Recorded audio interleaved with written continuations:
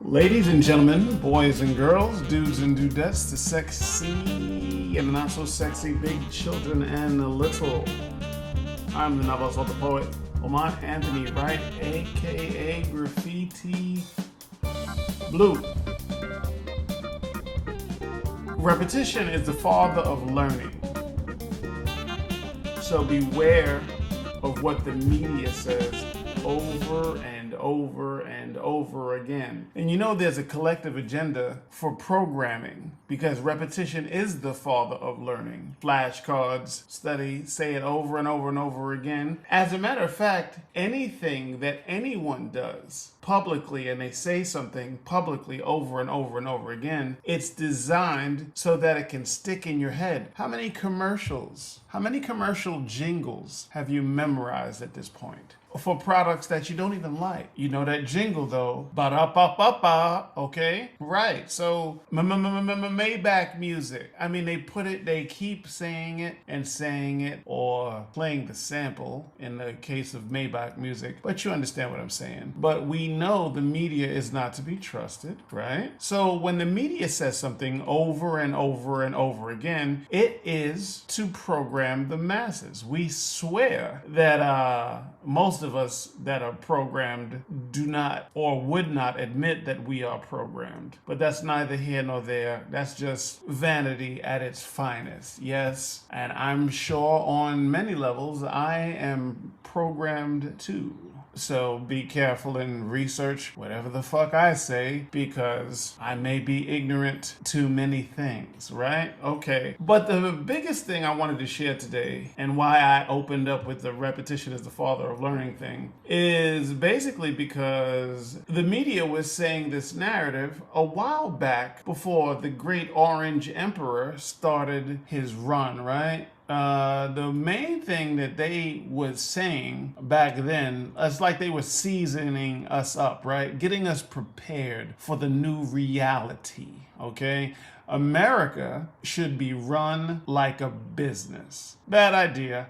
But what they would say over and over again was America should be run like a business. Now, this is propaganda on two fronts, all right? 1, 2, right? This is propaganda on two fronts. Number one, first of all, America should be run like a business is a bad idea. That's a bad idea, and we'll go over and over why that's a bad idea in a minute. But that's the first front, the bad idea. The sponsoring thought was a bad idea, and building a worldview on a foundation of a bad idea is no bueno. But it's propaganda on two fronts because the second front was that our great Orange Emperor was, in fact, a great businessman. I don't even have to go into why he's not a great businessman or even a good one. He's not even a good bad one. He's a terrible businessman, okay?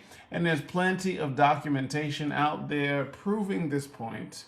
I do not have to prove any of this. But moving right along, first we have to ask ourselves the question, do businesses exist for the public good? Okay, we want to run America like a business. Okay.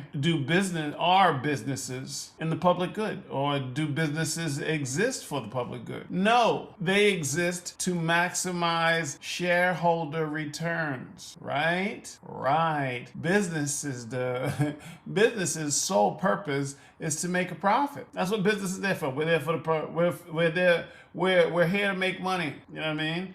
And making a good product might make you good money in the beginning, but we all know what happens to these businesses, right? Okay.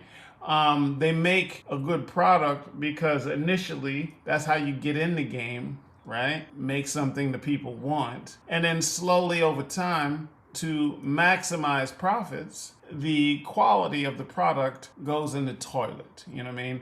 Let's pay our employees the most minimum thing we can pay them. And let's make this product the cheapest product we could make that people are still willing to pay for. So let's rewind. America should be run like a business.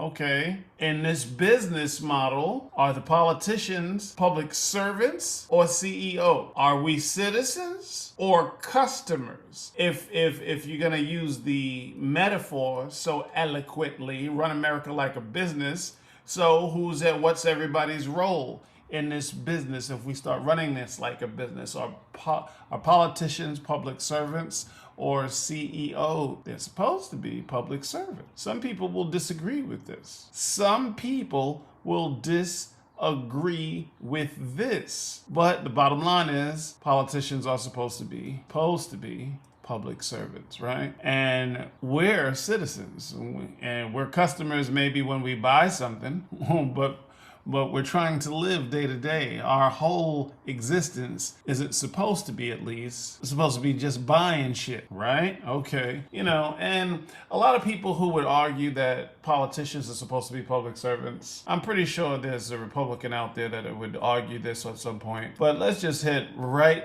straight to the Constitution. The Constitution says it inside of the first 5 sentences, okay? All right? Constitution of the United States. We, the people of the United States, in order to form a more perfect union, establish justice, ensure domestic tranquility, provide for the common defense, and promote the general welfare. Promote the general welfare. Provide for the common defense and promote the general welfare. It says it right there! Ladies and gentlemen, boys and girls, dudes and dudettes, the sexy and the not so sexy, big children and little. I am the novelist and poet Lamont Anthony Wright, aka Graffiti Blue. You could have been anywhere in the world. You decided to hang out with me for a couple of minutes.